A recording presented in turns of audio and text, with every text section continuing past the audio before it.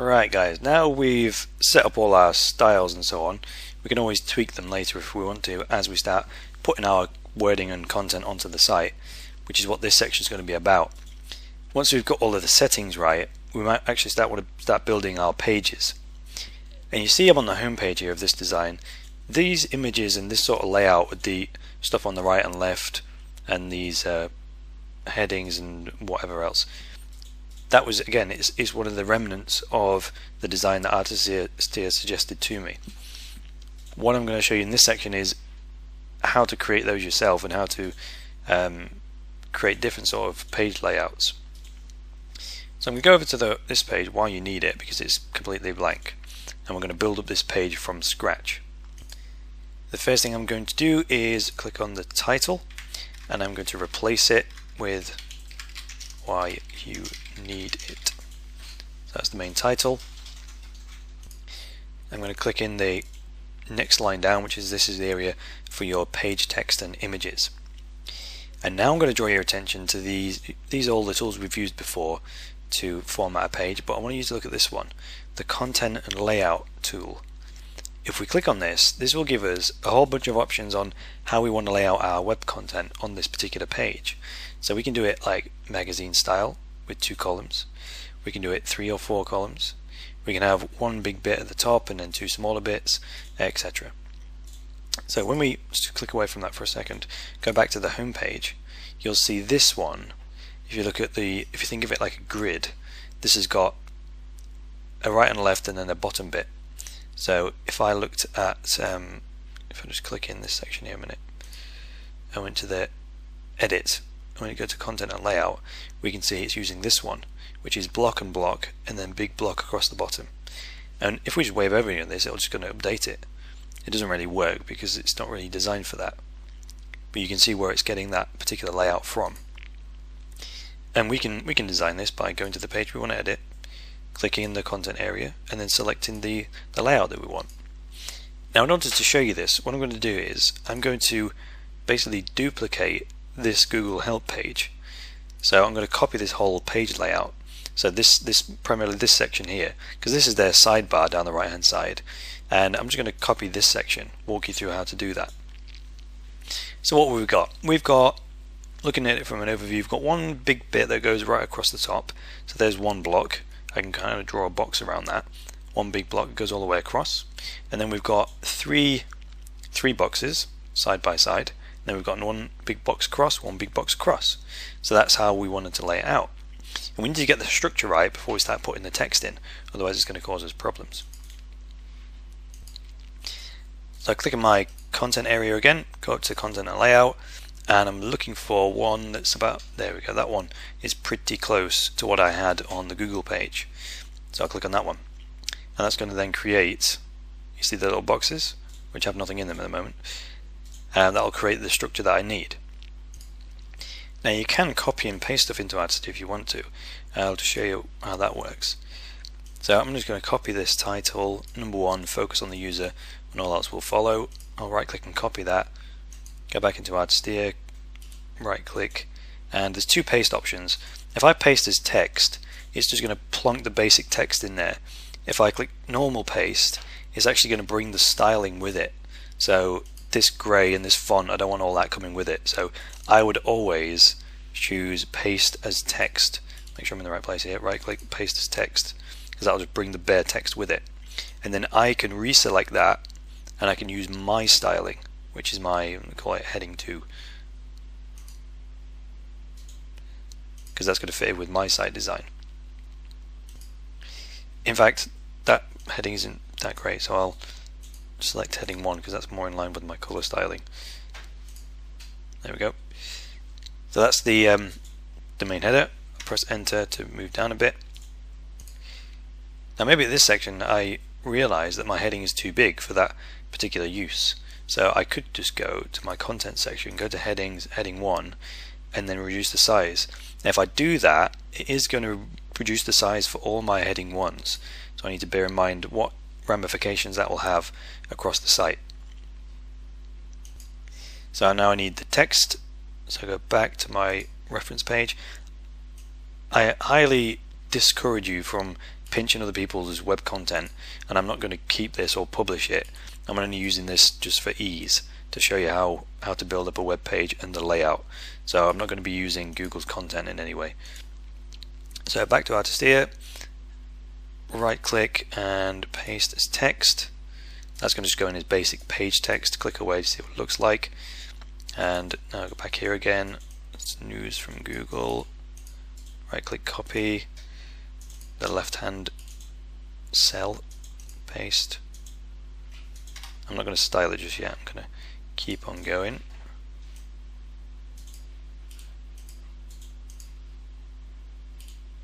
Paste as text. There we go. Right, I'm just going to pause the video and finish this process off, and then I'll come back to you. Right, now I've got this far, I've come back to you to show you some important things. So I've got all my basic text in here, and now I can start doing my styling. So news from Google, I want that to be one of the headings, and because it's like a subheading of a subheading, I actually want it to be a heading 3, say. Let's have a look here, heading 3, and that looks okay. Just like that, make that heading 3, and this one as well, make that heading 3. Now it's a little big for me, those heading 3s, so again I'll go back to my content tab, go to headings, heading 3, go to the font size and just reduce it ever so slightly. That's almost there, that's better, 20. Also bear in mind, if you've got any other heading 3s anywhere else on the website, it will change those as well. So on the what it is page, this heading 3 has also changed. So you've got to bear that in mind. You can't just update the heading 3s to make it work for this page. It has to work across the board. And let me just change my doodles heading. Put that on heading 3. That looks nice. Now, I've successfully copied all of the content here, but I'm now stuck. I need this image. I need to insert an image. So I'm just going to right click and save image as. Put that in my little temp folder here. But I'll assume whatever images you're going to put into your pages you've already got, or you've bought them from iStock Photo. This is important. Because we want to have the layout like this, we want the image on the left and we want the text on the right, but we want it to be in line with each other. We don't want the text to go under the image. Okay. Now to do this, we need to select the beginning of the line just before the D, and then we need to go up to this image tab here. If we click on Word Image, it's going to give us a bunch of options, and I want to go from File, and I want to go to my temp folder where I've got the image, and it's this one here which I've just saved. That's going to insert it for me. Now it's far too big, so I've got two options here. One, I could delete it and then open that original file up in paint.net, which is probably the best way to do it, because it will actually make the actual image file size smaller, and therefore the web page will load faster. But for now I'm just going to be lazy, and I'm going to right click on the image, go down to image options, and I'm going to get it to display the image smaller. So it's still going to load the same size image, so it's going to take the same time to download, but it's just going to display it smaller. So here, scale, change the percentage, say 50%. There we go. I think that's what Google have done anyway by the looks of things. I'll just click the little X to close that little tab. That looks much better. However, it's not quite the layout we're looking for, because it's still going underneath the image. And that's what will happen by default with most images. Okay, so I need to click on this thing again, right click and go to image options again, and in this image options box we go to layout. See position, it says in line with text, that will say, if you drop this down, and I want to show on the left. There we go. So now it's the text has jumped up and we're getting closer to what we want now. It's not quite in line though, it's just a bit high for my liking, so I'm going to put my cursor at the beginning of the D and press enter just to move it down a line, and that is much better.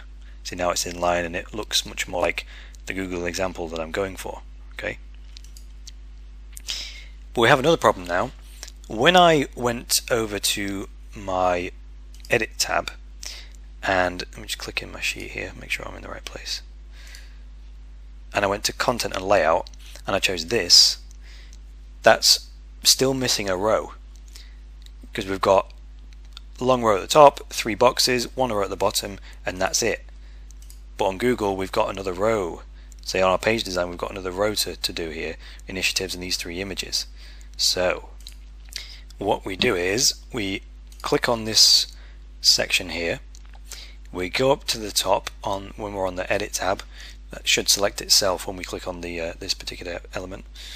Go to Row, and we go down here to Insert Row After. So it's going to insert it below it, and it says what shape or what format, what layout do you want the next row to be in. And I just want another straight row all the way from the left to the right, so I select that one, and that should then insert for us a new row like that. And we can continue doing that indefinitely. So we can create another 3 boxes if we want to by going up to the top, Row, Insert After, and choose the 3 boxes, and that will create 3 boxes below. So we can create any layout that we want. If we want to delete any of this, we just click on the area that we want and then go up to Row and then Delete. That gets rid of it. So now all I need to do is go back to my reference page, copy the header, select my new row, paste as text, and make that into a heading 3 just like the rest of them so that it's consistent. That's it. Now thinking about it, I do actually need those 3 boxes, because there's no good me inserting the images in here. I can't get them side by side. You can do that, we just put image on the side of a text, but to make sure they stay separate like these 3 elements are, I need to create 3 new boxes. So I'm just going to leave that like that and go to Row, Insert Row After, and I'm going to go to the triple boxes like that. Okay, now in each of these boxes I'm going to insert a separate image. So go up to the image from File, and the first one I'll select is the Ventures image. There we go. Second one I shall select image, and then from File I shall select the org image, which I pinched. There we go. And then the third one I will insert image from File and choose the crisis image. Click away. There we go. And there we have it. The colours don't exactly match, but there is the exact page layout that I have duplicated, just the same as Google. The only thing I'm missing is the links, which is easy enough to do. So if you wanted latest news to be a link, I would go back in here and select my latest news wording, and then go up to the top, select hyperlink, and then type in the address there. If I wanted to go to exactly the same place, I'll show you how to do that. Look. Wave over a link. If you right click on it, in most web browsers, this is Firefox I'm using here. In Firefox, if I right click on the link and say copy link location, it'll copy the web address that goes to, and then I can just come in here, right click, paste, and that is exactly the same place that it will go to. This target feature is important. It's basically saying when I open this link, where should I open it? If you don't select anything, it will just go away from the page you're on to the page at the end of the link. Whereas if you drop this down and selected blank, it would open the link in a new window when it was clicked. So then if that person closes that window, they end up back on your website straight away. And then this little screen tip thing, if someone waves over a link, let's see if it works on the Google page. If I wave over this link, usually a little tip pops up to say where it's going, but there is none on there. But if we put one in here, like this is a little bit of help, and then clicked OK, what we notice there is, if we click away, is that that's gone into a link, and when we wave over it, that's the tooltip thing, the screen tip. It says this is a little bit of help. So that's good usability once again. If you choose to put them in, you do. If you don't, you don't. But people quite like those kinds of things. You can do them with images as well. Say if you wanted an image to be clickable, we can right click, go to the image options again, and here in link we can state the address we want it to go to, www.google.com. We can select the target. Again, we say open it in a new window, which is blank, and then say click here to go to google.com, right? And then we can close that, and that will then make that into a link. See, and when we wave over it, the little screen tip appears. Click here to go to google.com. So it's just a little pointer for people. That is all for this section. You can use hopefully everything I've taught you in this section to make any web page layout that you want and get all of your pages populated with the wording and the text and the images that you want to get it looking exactly how you want your website to be. The only thing we need to do next is to go through the export process one more time to get exactly what we see in Artist here onto our WordPress site so that it's live to the world.